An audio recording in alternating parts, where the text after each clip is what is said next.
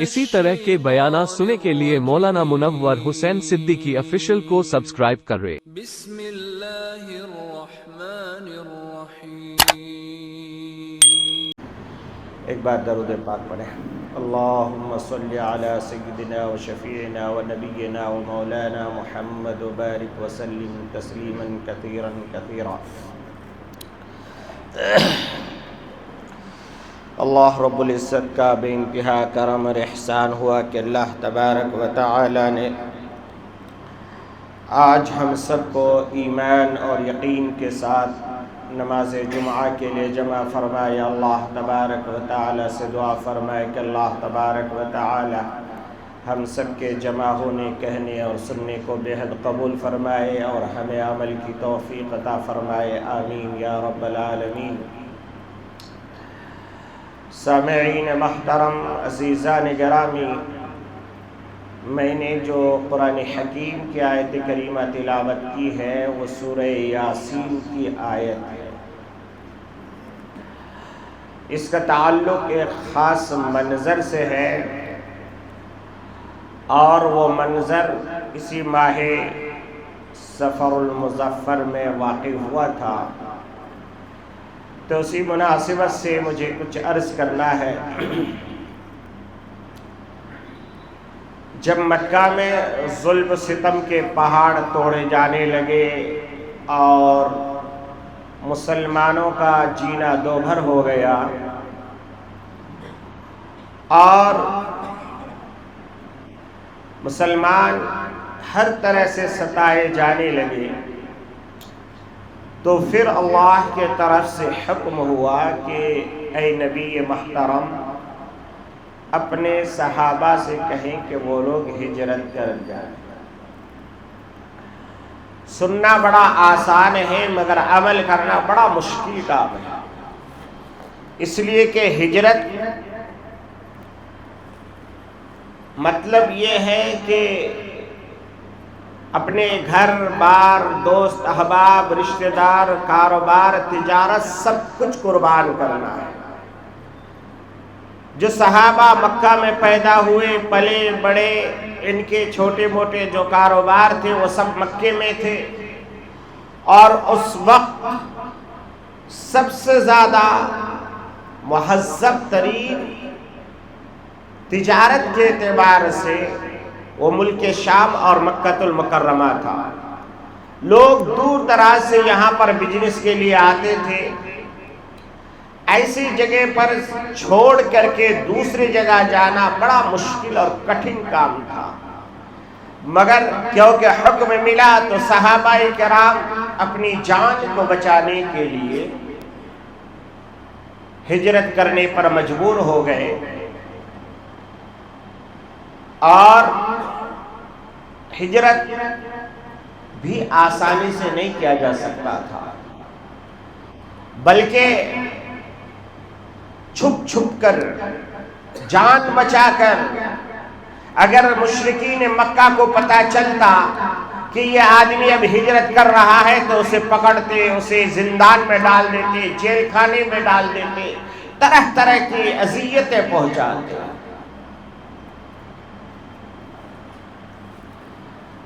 صحابہ کرام رضوان اللہ تعالی علیہم اجمعین اکا دکا جب جانے لگے، یہ خبر مکے میں پھیلی تو سارا مکہ والا مل کر کے ایک اسپیشل میٹنگ بلایا، اور وہ میٹنگ دارالندوہ میں قائم ہوا۔ جو آج کل آپ جب حج کو یا عمرہ کو جاتے ہیں تو صفا اور مروہ کے بیچ میں آپ دیکھنا ایک دروازے پر لکھا ہوگا باب الندوہ۔ یہ وہ جگہ ہے جہاں پر مشرکین مکہ بیٹھ کر کے میٹنگ کیے تھے، اور وہاں سے سیدھا آپ دیکھیں گے ایسا مروے کی طرف تو آپ کو مولد النبی نظر آئے گا، یعنی حضور پاک صلی اللہ علیہ وسلم کا گھر نظر آئے گا۔ بہت زیادہ دوری نہیں ہے، بہت قریب قریب ہے۔ یہاں میٹنگ ہو رہی ہے، وہاں میرے آقا صلی اللہ علیہ وسلم آرام فرما رہے ہیں۔ اللہ کے نبی صلی اللہ تعالی علیہ وسلم کی عادت شریفہ یہ تھی کہ آپ راتوں کو اکثر عبادت کرتے تھے، جاگ کر کے اللہ کو یاد کرتے تھے۔ ایک بار کا واقعہ حضرت عائشہ صدیقہ طیبہ طاہرہ فرماتی ہے کہ میرے آقا صلی اللہ علیہ وسلم راتوں رات اللہ کی عبادت میں ایسے مشغول ہوتے تھے کہ ایسا لگتا تھا کہ رکوع کر رہے ہیں تو پوری رات رکوع ہی میں گزر جائے گا، سجدے میں گئے تو سجدہ ہی میں گزر جائے گا، اور پھر تسبیح و تحلیل۔ بلکہ ایک بار فرماتی میں ماں عائشہ صدیقہ طیبہ فرماتی ہے کہ ایک رات آنسوؤں کی برسات ہونے لگی اور ساری رات اسی رونے میں گزار دیا، ایک ہی آیت کی تلاوت کرتے جاتے اور میرے آقا روتے جاتے وَإِن تُعَذِّبْهُمْ فَإِنَّهُمْ عِبَادُكَ، فرماتے اے میرے پروردگار، آپ اگر اپنے بندوں کو عذاب میں ڈال دیں گے تو آپ سے پوچھنے والا کون ہے؟ آپ کو روکنے والا کون؟ آپ کو ٹوکنے والا کون؟ ان تعذبهم فإنهم عبادك وإن تغفر لهم فإنك أنت العزيز الحكيم۔ اور پھر فرماتے اے میرے پروردگار، اگر محمد کے آنسوؤں کی لاج رکھ کر کے اگر میرے گنہگار امتی کی مغفرت فرما دیں گے تو آپ کو منع کرنے والا کون؟ آپ کو پوچھنے والا کون؟ آپ اگر عذاب دے تو منع کوئی نہیں کر سکتا، کوئی بچا نہیں سکتا، اور آپ اگر معاف کر دیں تو آپ تو زبردست حکمت والے ہیں، آپ کو کوئی ٹوک نہیں سکتا، کوئی سوال نہیں اٹھا سکتا۔ وَإِن تُعَذِّبْهُمْ فَإِنَّهُمْ عِبَادُكَ وَإِن تَغْفِرْ لَهُمْ فَإِنَّكَ أَنْتَ الْعَزِيزُ الْحَكِيمُ۔ اللہ تبارک و تعالی کو میرے آقا یہ آیت سناتے جاتے روتے جاتے، سناتے جاتے روتے جاتے، پوری رات گزر گئی۔ ماں عائشہ فرماتی ہے میرے آقا آپ تو معصوم ہیں، آپ کی تو کوئی خطا نہیں، کوئی لغزش نہیں، کوئی غلطی نہیں، آپ کیوں اتنا روتے ہیں؟ آپ کیوں اتنا اللہ کے سامنے گر گراتے، کیوں عاجزی کرتے؟ تو میرے آقا نے فرمایا اے عائشہ، کیا میرے رب نے میرے اوپر احسان نہیں کیا کہ میں یتیم تھا، مجھے یتیم سے نکال کر کے اللہ نے تمام نبیوں کا سردار بنا دیا؟ کیا ہے؟ ایک طرف تو یتیم مکہ ہے، ایک طرف یتیم مکہ ہے اور ایک طرف تمام نبیوں کا سردار۔ پھر میرے آقا نے فرمایا افلا اکون عبدا شکورا، اے عائشہ کیوں میں اللہ کا شکر گزار بندہ نہ بن جاؤں؟ اس لیے کہ میرے رب نے میرے اوپر اتنا بڑا احسان کیا کہ میں یتیم تھا، مجھے اٹھا کر کے نبی اور نبی پھر نبیوں کا سردار بنایا۔ تو میرے آقا صلی اللہ تعالی علیہ وسلم کی راتیں جاگ کر کے گزرتی تھی، عبادت میں گزرتی تھی، دعاؤں میں گزرتی تھی، استغفار میں گزرتی تھی، ہم گنہگاروں کے لیے توبہ کرتے ہوئے گزرتی تھی۔ مگر آج رات نبی محترم صلی اللہ تعالی علیہ وسلم آرام سے سو گئے۔ جبرائیل کا حکم ہوا اے جبرائیل ذرا جلدی جاؤ، ادھر مکہ والے سارا مکہ مل کر کے جمع ہوئے دار الندوہ میں، اسی لیے کہتے ہیں وَمَكَرُوا وَمَكَرَ اللَّهُ وَاللَّهُ خَيْرُ الْمَاكِرِينَ۔ ایک طرف حکومتیں پلان بناتی ہیں مسلمانوں کو مارنے کا، ایک طرف اللہ پلان بناتا ہے اپنے بندوں کو جلانے کا، ایک طرف ساری دنیا مل کے فلسطین کو مٹانے کا پلان بنا رہا ہے، ایک طرف میرا رب معصوم بچوں کے ذریعے سے قرآن کی حفاظت کر رہا ہے۔ ذرا دونوں کا موازنہ کریے، آپ کو پتا چلے گا۔ ورلڈ وار 2 میں آپ دیکھ لیجئے بڑے بڑے سپر پاور، اس وقت کے سپر پاوروں کے سامنے سلنڈر ہو رہے ہیں، مگر فلسطین کا معصوم بچہ کبھی سلنڈر نہیں ہو رہا ہے۔ یہ اللہ کی تدبیر ہے۔ اللہ تبارک و تعالی فرماتے ہیں کہ بہترین تدبیر کرنے والا میں، اور میں جب تدبیر کرتا ہوں تو پھر اس کا کوئی کاٹ نہیں ہوتا، کوئی رکاوٹ نہیں ہوتا۔ ادھر مکہ والے سب سر جوڑ کے بیٹھے کہ دیکھو ایک ایک کر کے سب مدینہ جا رہے ہیں، اگر ان کو نہیں روکا گیا تو یہ لوگ مدینہ جا کے پوری طاقت بنائیں گے اور پھر پورے عرب کو اپنے کنٹرول میں لے لیں گے اور مکہ والوں کا جینا حرام ہو جائے گا، اور ہمیں آج روکنا ہے۔ تو کہا، سب نے مشورہ کیا کیا کیا جائے، کسی نے کچھ کہا، کسی نے کچھ کہا۔ ابو جہل نے کہا ایک کام کرو، محمد رسول اللہ صلی اللہ علیہ وسلم کے قدموں میں بیڑی ڈال دو، زنجیروں میں لپیٹ کر کے تہخانے میں ڈال دو، بھوکا پیاسا مر جائے گا۔ اس میٹنگ میں شیطان لعین بھی موجود تھا، بہترین پگڑی باندھ کر کے، ہاتھ میں ڈنڈا لے کر کے، تسبیح لے کر کے۔ شیطان کھڑا ہوا کہنے لگا یہ تدبیر اچھی نہیں ہے، اگر آپ نے ایسا کیا تو محمد کے ماننے والے ایسے جیالے ہیں، ایسے جاباز ہیں، وہ کیسا بھی کر کے ان کو پتہ لگا لیں گے اور پھر اس لوہے کی دیوار کو توڑ کر کے محمد رسول اللہ کو نکال لیں گے۔ کسی نے کہا ہم جنگل میں چھوڑ دیں گے، وہاں جا کے ان کو جانور کھا جائے گا۔ شیطان کھڑا ہوا کہنے لگا، اور ظالموں، محمد کو تم جتنا پہچانتے ہو اس سے زیادہ جانور پہچانتے ہیں، وہ جانور بھی محمد کو نہیں کھائیں گے۔ کسی نے کہا دریا میں ڈال دیں گے، کہا او ظالموں، دریا بھی محمد کا کچھ نہیں بگاڑ سکتے، اس لیے کہ وہ دریاؤں کے بھی نبی ہیں۔ الغرض سب کی باتیں یہ شیطان کاٹتا رہا، پھر آخر کہا کہ کچھ تو بتائیے۔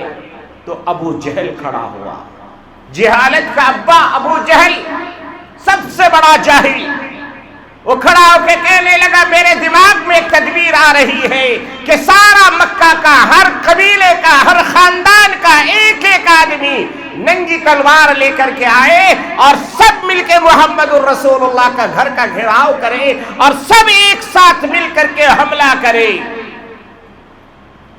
اور نعوذ باللہ ثم نعوذ باللہ محمد الرسول اللہ صلی اللہ علیہ وسلم کو شہید کر دے۔ بس شیطان اچھل کے کھڑا ہوا، کہا اس سے بہتر کوئی تدبیر نہیں، یہ سب سے بہترین تدبیر ہے، اس پر عمل کرو۔ اتفاق رائے سے پاس ہو گیا۔ جیسے آج کل ہوتا ہے نا، ہم لوگوں کو خودکشی کرنے کے لیے اتفاق رائے سے پاس ہوتا ہے پارلیمنٹ میں۔ کیا پاس ہوا بھائی؟ مسلمان کے خلاف جتنے بل لائے جا سکتے ہیں لاتے رہو، وہ پاس ہوتا رہے گا۔ طلاق کا بل لاؤ، مسجد کا بل لاؤ، مدرسے کا بل لاؤ، وقف کا بل لاؤ، کوئی بل رکے گا نہیں۔ اگر اس میں اینٹی مسلم آ جائے تو بل پاس، کیونکہ اینٹی مسلم ہے، مسلمانوں کو تکلیف دینا ہے۔ تو میرے عزیزوں، وہاں بھی ایک بل پاس ہوا، مگر جب بل پاس ہوتا ہے اللہ کی عدالت میں ہم سب کو جانا چاہیے۔ واٹس ایپ اور فیس بک سے ہمارے مسئلے حل نہیں ہوں گے، ہمیں اللہ کا دروازہ کھٹکھٹانا چاہیے۔ اللہ، یہ زمین آپ کی ہے، یہ قانون بھی آپ کا چلے گا۔ اے اللہ، ہم نے آپ کا دروازہ چھوڑا ہے، آج میں اپنی ذات سے توبہ کر کے آپ سے رحمت کی بھیک مانگتا ہوں۔ اللہ کی رحمت جب جوش میں آتی ہے تو انہی میں سے فرعون کے گھر میں موسیٰ کو پیدا کرتا ہے، اور اسی کے ذریعے سے فرعون کا قتل بھی ہوتا ہے۔ میرے آقا صلی اللہ تعالی علیہ وسلم ادھر آرام فرما رہے، ادھر مکہ والے سب ننگی تلوار لے کے آ گئے۔ محمد الرسول اللہ صلی اللہ علیہ وسلم کے گھر کا گھراؤ ہو گیا، چاروں طرف ننگی تلواریں آپس میں ٹکرا رہی ہے، کھنکھناہٹ کی آواز آ رہی۔ میرے آقا نے دیکھا، کیا بات ہے، آج سب پہرا دار ہے۔ اللہ کے نبی صلی اللہ تعالی علیہ وسلم ابھی کچھ سمجھ پاتے کہ حضرت جبرائیل آ گئے۔ حضرت جبرائیل نے آ کے کہا، یا رسول اللہ، اللہ کا حکم ہے کہ آپ نکلیے یہاں سے۔ کہا کہاں؟ کہا چلیے مدینہ جانا ہے۔ کہا جبرائیل کیا بات ہے، اب تک میں کہہ رہا تھا کہ چلا جاؤں، اللہ نے کہا جانا نہیں، یہی رکو، ابھی جانے دو مکہ والے کو، غریبوں کو جانے دو، مسکینوں کو جانے دو، یتیموں کو جانے دو۔ جب سب چلے گئے، اب میرا یہاں کوئی نہیں، اب یہ سارا مکہ میرا دشمن ننگی تلوار لے کے گھر کے چاروں طرف کھڑے ہیں، اب آپ کہہ رہے ہو نکلنا ہے، کیسے نکلو، ان کی ننگی تلواریں میرے خون کے پیاسے ہیں۔ تب اللہ تبارک و تعالی نے اپنے حبیب کو تسلی دیتے ہوئے فرمایا، اے میرے محبوب، نکلنا آپ کا کام ہے، ان کی آنکھوں سے بچانا میرا کام ہے۔ آپ میرے حکم کی تعمیل کے لیے نکل رہے ہو۔ فرمایا کہ اے میرے حبیب، ذرا اپنی زبان مبارک سے سورہ یاسین کی تلاوت تو کریے۔ اور مسلمانوں، یہ سورہ یاسین صرف محمد الرسول اللہ کے لیے نہیں، آج کی امت کے لیے بھی ہے، قیامت تک آنے والے مسلمانوں کے لیے بھی ہے۔ فجر کے بعد سورہ یاسین کی تلاوت کر کے نکل جاؤ، انشاءاللہ کسی دشمن کا کچھ بھی تمہارے اوپر نہیں چلے گا، اور اگر نہیں پڑھو گے تو شیطان کے نرنگے میں رہو گا۔ اللہ کے نبی کہنے لگے سورہ یاسین کے بعد کیا؟ کہا کہ سورہ یاسین پڑھتے جائیے، ہاتھ میں تھوڑا مٹی اٹھائیے، تھوڑا بالو لیجئے۔ کہا پھر کیا کروں؟ کہا اس میں دم کر کے تھوڑا پھینک دیجئے۔ فرمایا اے جبرائیل، میرے ہاتھ دو ہیں، یہ چاروں طرف ہیں، کیسے ممکن ہے سب کے طرف پھینکنا؟ پھر کہا اذ رمیت فما رمیت ولکن اللہ رما۔ اے محمد، بظاہر تو آپ کے ہاتھ سے یہ بالو نکلے گا، بظاہر تو آپ کے ہاتھ سے یہ مٹی نکلے گی، بظاہر تو آپ کے ہاتھ سے یہ منڈ نکلے گا، مگر اس کا پھینکنے والا اللہ کی ذات ہے۔ بالو پھینکنا آپ کا کام ہے، اور اس کے ذریعے سے مشرکوں کی آنکھوں کو اندھا کرنا اللہ کا کام ہے۔ پھر فرمایا وَجَعَلْنَا مِن بَيْنِ أَيْدِيهِمْ صَدًّا وَمِنْ خَلْفِهِمْ صَدًّا فَأَغْشَيْنَاهُمْ فَهُمْ لَا يُبْصِرُونَ۔ فرمایا اللہ تبارک و تعالی نے، اے میرے حبیب، آپ بیچوں بیچ نکلیے، نیشنل ہائی وے روڈ سے نکلیے، چھپ چھپا کے نہیں۔ میں آپ کے دائیں ایک دیوار بناؤں گا، بائیں ایک دیوار بناؤں گا، پیچھے ایک دیوار بناؤں گا، آپ نکلتے جائیے، ان مشرکوں کی آنکھیں آپ کو دیکھ نہیں پائے گی۔ میرے آقا سب کے سامنے سے نکل گئے، اور مشرکین مکہ پھٹی کی پھٹی آنکھوں کے ساتھ رہ گئے، ننگی تلوار لے کے کھڑے رہ گئے۔ ساری رات گزر گئی، میرے آقا جب نکل رہے تھے حضرت علی کو بلائے اور کہا اے علی، میرے گھر میں کچھ امانتیں ہیں، انہی مشرکوں کی امانتیں ہیں، جو میری جان لینا چاہتا ہے، جو مجھے مار ڈالنا چاہتا ہے، انہی کی امانتیں میرے پاس ہیں، میں امین ہوں، میں خائن نہیں، میں خیانت نہیں کر سکتا۔ آج مسلمان کی یہاں امانت رکھ کے دیکھو، زندگی میں کبھی نہیں ملے گا۔ بولتے کہ کسی کو ادھار دینا نہیں، اور اگر قیامت میں لینا تو مسلمان کو ادھار دینا۔ یہ حال ہے ہمارا۔ اور جس کے نبی کا یہ حال تھا، مشرکین مکہ جانی دشمن، مگر عقیدہ ان کا یہ تھا کہ اگر محمد کے پاس امانت رکھیں گے تو ایک آنے کا بھی فرق نہیں آئے گا، ہمیں امانتیں واپس ملے گی۔ اللہ کے نبی نے اس کا یہ عمل بھی کر کے دکھایا کہ اللہ کے نبی حضرت علی سے سمجھا دیا، یہ امانت فلاں مشرک کا، یہ امانت فلاں کافر کا، یہ امانت فلاں بت پرست کا، سب کو صبح دے کر کے تم بھی مدینہ آ جانا۔ یہاں روک کر کے آپ کو ایک بات سمجھانا چاہتا ہوں، چاروں طرف سے اگر پولیس کا پہرا ہو اور پتا چلے کہ وہ ہمیں ڈھونڈ رہی ہے، آپ سو جائیں گے؟ نیند آ جائے گی؟ ہرگز نہیں آئے گی۔ صحابہ نے بعد میں علی سے پوچھا، علی اس رات کا کیا عالم تھا، نیند آئی؟ کہا قسم خدا کی قسم، رب جل جلال کی، زندگی میں اس سے بہتر کوئی رات نہیں تھی جو میں آرام سے ٹھاٹے مارتا ہوا سویا، اور ایسا سویا کہ پھر زندگی میں ایسی میٹھی نیند مجھے کبھی نصیب نہیں ہوئی۔ صحابہ کہنے لگے، علی کیا کہہ رہے ہو، چاروں طرف ننگی تلواریں، آپ کو نیند آ گئی؟ کہا اس لیے نیند آ گئی کہ میرے آقا نے فرمایا تھا، اے علی صبح یہ امانتیں ان کو دے کر کے تم مدینہ آ جانا۔ میرا ایمان یہ ہے کہ میرے نبی کا فرمان تھا مدینہ آ جانا، مدینہ آنے تک مجھے ملک الموت بھی نہیں مار سکتا، تو یہ کافر مجھے کیا ماریں گے؟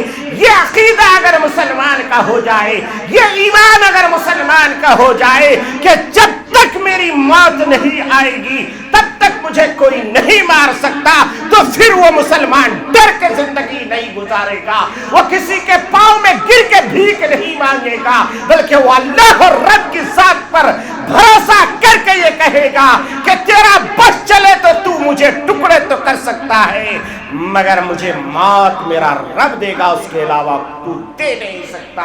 ہاں تیرے ہاتھ میں میری موت لکھی ہے تو میں شہادت کے موت مرنا گوارا کروں گا، مگر میں اپنا ایمان کا سودا کبھی نہیں کروں گا۔ میرے یارو، تو میں آپ کو بتانا چاہتا ہوں، حضرت علی بھی آرام سے سو گئے، اور پھر میرے نبی وہاں سے نکل کر کے آپ غار ثور تشریف لے گئے۔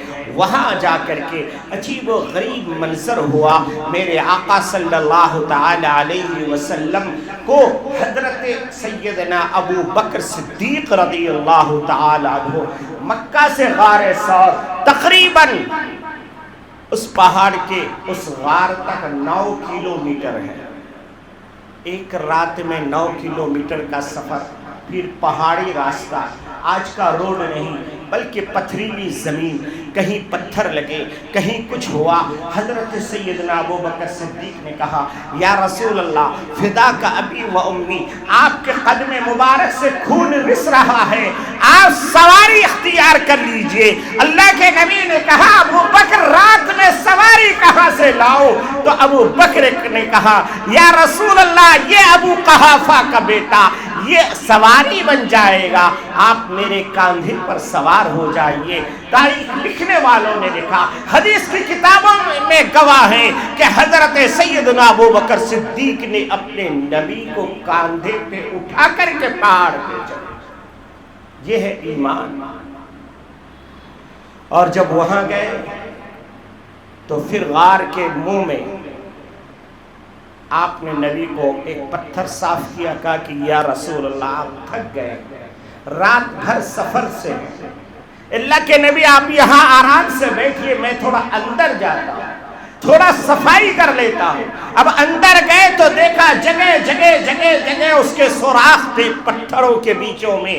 حضرت سیدنا ابو بکر صدیق کو ایسے ہی صداقت اور ایسے ہی صدیق اکبر کا لقب نہیں ملا، فرمایا جاتا اپنے پگڑی کو اتاری، اور اتارنے کے بعد پھاڑ کر کے سوراخ کو بند کرتے گئے یہاں تک کہ پگڑی ختم ہو گئی۔ پھر بھی باقی رہا، کرتے کو اتار کر کے پہاڑ کے ان سوراخوں کو بند کیا، یہاں تک کہ سارے سوراخ بند ہوئے، ایک سوراخ باقی رہ گیا۔ اب اس سوراخ کو بند نہ کرے تو مشکل ہے، کرے تو کیا کرے؟ حضرت सैयदना अबू बकर सिद्दीक ने अपना पांव का अंगूठा उसमें रख करके बंद किया और बैठ गए। और बैठने के बाद सिद्दीक अकबर ने कहा, या रसूल अल्लाह, गार की सफाई हो गई है, आप तशरीफ लाइए। अल्लाह के नबी अंदर आए। आने के बाद नबी महतरम शफी दो आलम रहमतुल लिल आलमीन शफीउल मुज़नबीन ताहा व यासीन मुज़म्मिल व मुदस्सिर जैसे ही पत्थर पे बैठे, हजरत सैयदना अबू बकर सिद्दीक ने अपने नबी का कांधा पकड़ा, अपने सर को अपने जानों में रख के कहा, या रसूल अल्लाह, आप थके हुए हैं, आप आराम कर लीजिए। जरा दिल पे हाथ रख के फैसला करना चाहिए तो ये था। कहते कि या रसूल अल्लाह, आप भी थक गए, मैं भी थक गया हूँ, मैं क्योंकि डबल थका हूँ। अल्लाह के नबी, मैं कांधे पे आपको उठा के लाया, मगर सिद्दीक का वो दिल देखो मेरे यारो, ईमान ताज़ा करो, अपना ईमान ताज़ा करो। आज तो हमसे एक छोटी सुन्नत अदा नहीं होती, मगर सिद्दीक का वो दिल और कलेजा देखो कि पहाड़ पर नबी को लेके चढ़ते हैं, मगर गार में आने के बाद नबी से ये नहीं कहते कि हम दोनों आराम करेंगे। सिद्दीक अकबर कहते, या रसूल अल्लाह, मेरे माँ बाप आपके कदमों में कुर्बान हो जाए, अल्लाह के नबी आप थक चुके हैं, आप आराम कर लीजिए। तारीख लिखने वालों ने लिखा, हजरत फतहुल बारी इब्न हजर अस्क़लानी रहमतुल्लाहि अलैह फरमाते कि नबी का चेहरा सिद्दीक के गोद में ऐसा था जैसा कि सिद्दीक रहल बना हुआ हो और नबी कुरान बन करके खुल गया हो। सिद्दीक उसका मुताला कर रहा है। मेरे दोस्तों, अगर हमें अपने ईमान की हरारत को जगाना है तो सिद्दीक के नक्शे कदम पर चलना होगा। नबी को राज़ी करने के लिए अल्लाह हमें अमल की तौफीक अता फरमाए। इंशाअल्लाह यहाँ से आगे क्या हुआ आइंदा जुमा बयान करने की कोशिश करूँगा। अगर ज़िंदगी रही तो अल्लाह तबारक व तआला हमें अमल करने की तौफीक अता फरमाए। आमीन व आखिर दावाना अल्हम्दुलिल्लाहि रब्बिल आलमीन। अस्सलामु अलैकुम।